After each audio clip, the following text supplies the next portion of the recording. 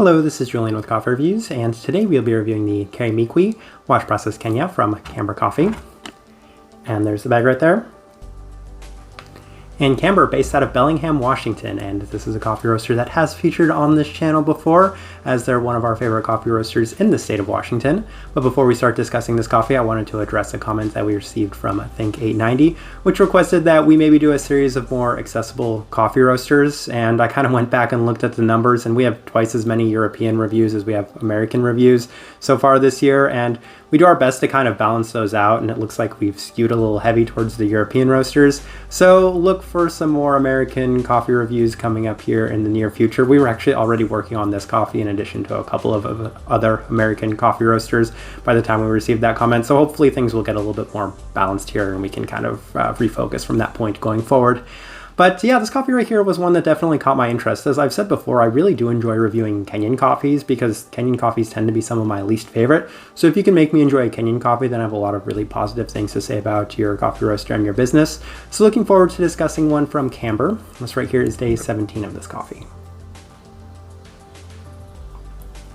And recipe we went with for this coffee was a 16.671 water to coffee ratio, brewed at 205 degrees Fahrenheit. I honestly didn't have a preference between the V60 and the Chemex. They were pretty similar regardless of whichever way it was brewed. Now the roast profile for Camber is a light medium American, but it's always felt slightly more on the developed side of that light medium. So keep that in mind for the roast profile. With those things out of the way, let's go ahead and start discussing this coffee. Day 5, first impression, and it was one of those moments where I was desperate for a coffee, so I had to brew it a lot earlier than I typically like to brew it, but initially ran it through the Chemex and it felt very Kenyan-like, very robust. Well, we're going to use that infamous T word, tomato-like components right from the start of this coffee, with an additional bit of smokiness. Slight cherry, just left an okay first impression, but here's the thing, I didn't expect it to have such an amazing first impression given how early I was brewing this coffee. It was just kind of giving me an idea of what to expect. Day 6 ran it through the V60 and was liking it better off this impression more, as it reminded me a lot of a cherry fruit chew. And that's going to be the biggest theme of this coffee in this video. Is they have a sugarcane note listed on here, and I feel like the combination of the cherry and the sugarcane kind of blended itself to this kind of interesting cherry fruit chew like taste.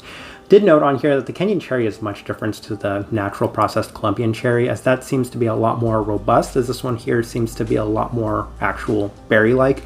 So I definitely enjoy the cherry in Kenyans more, and that's why it doesn't deter me when I'm purchasing Kenyan coffees that have cherry flavor notes listed on there. But pretty much any other coffee, Ethiopian, Colombian, if it says cherry on there, I'm just gonna kind of avoid it, especially Costa Ricans. Day 7, back through the Chemex, and classic tomato in huge abundance, most dominant characteristic in the cup. The only note I have listed on there for day 7, it was the super tomato on that day. Day 8, back through the V60, and tomato dominant in this brew method as well, with the sugary fruit as the coffee does kind of cool down, but I can't emphasize enough how strong the red fruit was dominating the cup. Again, that tomato.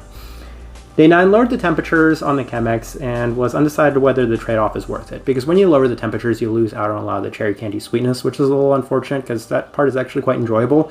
And yeah, you may tone down a lot of the tomato savoriness, but I don't know if it was necessarily worth it. So we tried the same thing with the V60 all the way down to 199 degrees, and it diluted too much of the sweetness that was coming from it.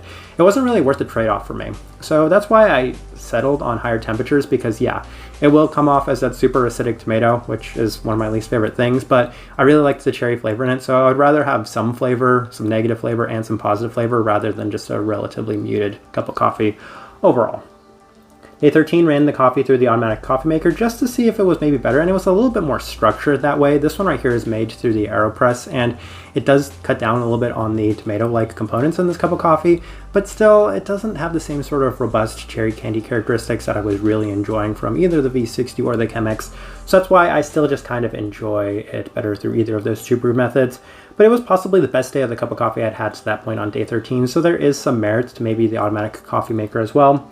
Day 14, up to temperatures, and again, kind of said that experiencing the Kenyan-like characteristics in all of their glory, as that acidic red fruit is in abundance, a little better as the cup cools down, as the strong acidic cherry is the dominant flavor, and there's also a strong bit of herbality in the cup, as I'm experiencing that here through the AeroPress as well. All right, let's go ahead and put up the tasting wheel so you can see what we were getting. All right, and we have quite a few level 4s, so let's run through them real quick. So we have the savoriness. We've been harping on that super tomato-like characteristic to this cup of coffee, so that's of course up to level 4. The finish, it does have quite a lasting finish as well, so that's definitely justified there. Acidic, yeah, I mean, we've been kind of talking about these points to this point, and yeah, those are all justified at the level 4. But the cherry, mentioned, the trade-off was worth it for me, so that's why I do like the berry fruit at level 4. So having those 4 things at a level 4, they kind of balance each other out. But here's what's the sticking point for me on this coffee, is that the sweetness is at a level 3 and the cleanliness is at a level 3. So both of those were kind of toned down. I always say that kind of a prerequisite to me really enjoying a coffee is that you at least hit that level 4 for the sweetness mark. So that, not necessarily the best part of this coffee, and rarely do I ever charge tomato-like Kenyans above a 3 in terms of the cleanliness. So it's reaching the bare minimum in that sense.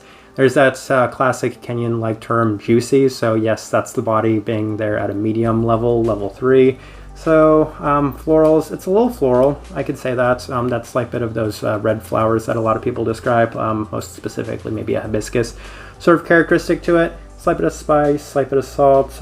Said smoky, did my best to kind of tone down the smokiness. Obviously, the higher the temperatures were, the little bit more smokiness you were getting. But for the most part, I actually really like the way that this tasting wheel looks in terms of what I was experiencing from this coffee. I feel like it's a pretty nice representation overall. All right, final thoughts and impressions of this coffee. Well, my biggest thing looking for Kenyan coffees is finding a Kenyan coffee that doesn't taste like a Kenyan coffee, and this was the epitome of a Kenyan coffee. And all the Kenyan coffee characteristics, and as a result, it's not going to be my favorite cup of coffee. However, that being said, it makes it a very easy suggestion or recommendation. People that do enjoy their super Kenyan-like cups of coffee. That says all of it. The juicy body, the tomato-like characteristics, the strong cherry flavors to it, and maybe toned down a little bit on the sweetness. But for the most part, it's your standard Kenyan coffee. I don't think that there's much more or less I can add from it. And if you really enjoy those cups of coffee, and I know so many people are huge fans of them, then this is a great fit for you. Wasn't my ideal fit, but that's going to happen with Kenyans. It's basically a shot in the dark. I think for the most part, this is the way I'll leave this review. If you by chance had an opportunity to try this coffee or anything from Camber, would love to know your thoughts and impressions of it or them as well. If you're enjoying the content, give this video a like, subscribe if you're not already subscribed. This right here has been a review of the Karimikui Wash Process Kenya from Camber Coffee. Thank you for watching.